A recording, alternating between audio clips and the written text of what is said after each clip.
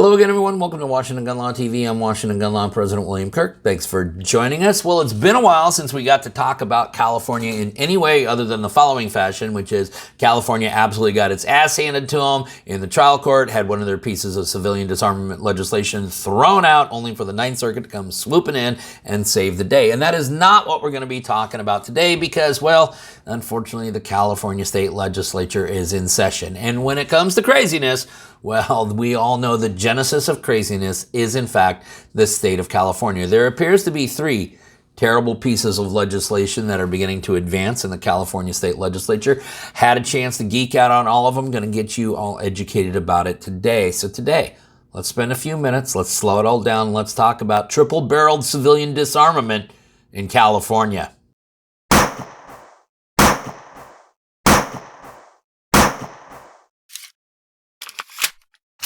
Okay, before we get going too far down the road we're going down, proud to announce that this video is, well, before we go there, this is the God's honest truth. I actually found this company on Kickstarter, contacted my business manager, Alex, and said, Alex, get a hold of these people. I really, really want to talk to them. What am I talking about? I'm talking about PaintCam.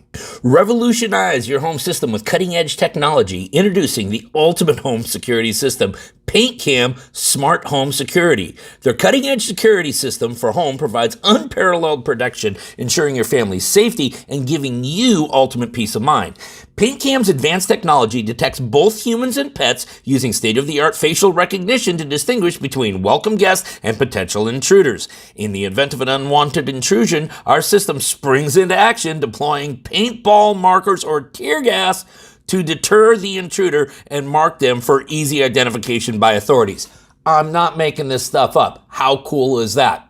PaintCam's Eve Smart home security system funded on Kickstarter in less than an hour, and now at 650% funding. It comes with three models, Eve, Eve Plus, and of course the Eve Pro, each with unique functionalities. Features include animal pet detection, face recognition, regular, UV, and upcoming pepper gas paintballs, night vision, sound warning, high-resolution camera, and, of course, user-controlled autonomous mode.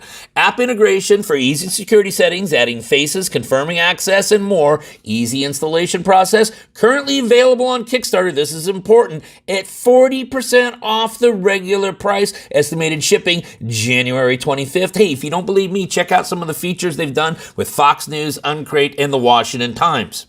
Listen, this is really absolutely one of the coolest security devices we've ever seen. Check out that link right there for more information. Visit our good friends at paintcam.eu. Okay, this is what we're talking about. I was going to do a video last week, which is going to be like, hey, Illinois, congratulations. Nothing happened during your legislative session, which congratulations, Illinois, that is true. I was hoping to be able to do the same thing about California, but no, because when it comes to civilian disarmament, well, California will always be leading the charge. Now, of course, since we are doing a video about California, that means we got to give a shout out to our first ever California subscriber. Of course, that is Philip P. Philip P. has been spreading the gospel of Washington gun law down there in California ever since I was rocking this do right here. Today, we're going to talk about three pieces of civilian disarmament legislation. Two of them are absolutely horrible, completely unconstitutional too. But when has California ever let that get in the way? And then we're going to talk about a third piece of legislation. Let's get right to it. Assembly Bill 2917. Scary as hell, and I'll tell you why. This is an expansion of California's red flag laws, or what they call gun violence prevention orders. Now, if you look at this bill, you're going to fall asleep trying to read it, because what it really looks like is just a bunch of legislation that allows different government entities to share criminal history about different people depending on the different types of hearings that's happening. It's boring. It deals with some funding and authorizations and all that stuff. However, when you get to Section 4 of the bill, then you realize, oh, there's a whole new rewrite of California's red flag laws here. And they're really doing two things, and both of them extremely, extremely concerning. The first thing that this law will do is it will expand the types of people who can be threatened by what would be the respondent on the order. Let me say it a different way.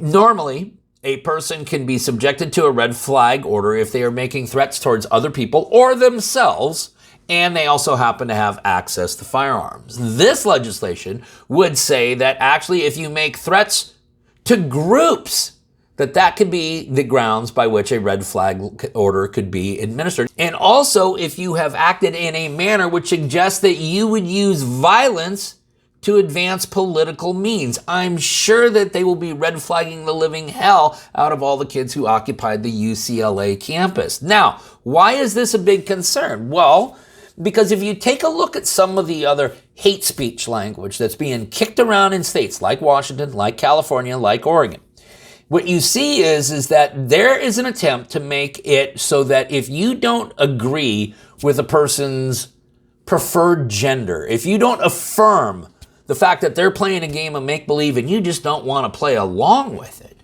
then that can be actually considered hate speech, or translation can be considered a type of violence. Which means we are moving dangerously close to a situation where states, and California will be the first to do it, that will now disarm individuals because they don't agree with someone else's political/identity/gender agenda. Now, the other thing that Assembly Bill 2917 does that is really, really scary, and it really just bastardizes the intent of red flag laws and really proves that these are really about civilian disarmament more than anything, is, as we know, generically speaking, if you're going to get a red flag law against somebody, what you're going to have to prove is that they pose a clear threat to themselves or others by having access or in their possession firearms. So it's kind of a two-part test. They're a danger and they have access to firearms, okay? If Assembly Bill 2917 becomes law, that second element is basically just thrown out the window. All they need to do is be dangerous, because the language of this legislation specifically states, while evidence of recent acquisitions is a factor the court may consider, the court may still issue a gun violence restraining order to temporarily prevent legal access to firearms, even if the respondent does not own firearms, ammunition, or other deadly weapons at the time that the court is considering issuing a gun violence restraining order. What they sold red flag laws to was that this would be a shield. It would be a shield to protect the public from people who should not be armed due to ongoing mental health issues. It is always meant to be used as a shield. California is about to rewrite the statute so that it becomes a sword, that the state of California will be able to go out and preemptively disarm individuals before they even attempt to arm themselves. That is Assembly Bill 2917, one that California needs to be very, very cognizant of. Okay, Senate Bill 53. This is a doozy also, California. And really, just to understand, what does Senate Bill 53 do? Well, let's just take a look at the bill summary and read it right from the bill's sponsor. This bill, beginning January 1st, 2026, prohibit the owner or other lawfully authorized user of a firearm from keeping or storing a firearm in a residence owned or controlled by that person, unless the firearm is stored in a locked box or a safe that is listed on the Department of Justice's list of approved firearm safety devices and is properly engaged so that the firearm cannot be accessed by any person other than the owner as specified. That's right, California. If you are lucky enough to actually own a firearm in the state of California, you managed to jump through the 138 hoops that needed to be done in order to do that. Yeah, one more hoop now. You're going to have to keep that firearm in your home under lock and key, or essentially in a place where, you can't access it and it can't be used. Now, when we say securely stored, what does the state of California mean? Well, this, according to the actual language of the bill, is what would be required. As used in these sections, a firearm is securely stored only if both of the following conditions apply to that firearm. 1, the firearm is stored in a locked box or safe that is listed on the Department of Justice's list of approved firearm safety devices. 2, the approved firearm safety device is properly engaged so that the firearm cannot be accessed by any person other than the owner or other lawfully authorized user. The bill would also require that all FFLs make these types of lock boxes available, and there is a whole new list of signs that FFLs will have to put up everywhere, basically going to have to repost the 10 commandments of gun laws in the state of California. I'm sure that will save lots of lives.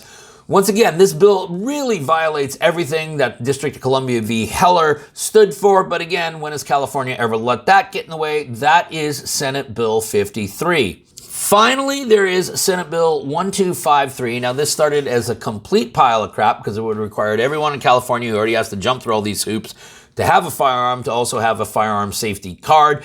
It's been watered down to the point now where the only people who will need to get firearm safety cards are people who are moving to California. So if you are moving to the state of California, number one, you should probably have your head examined. There's something wrong with you.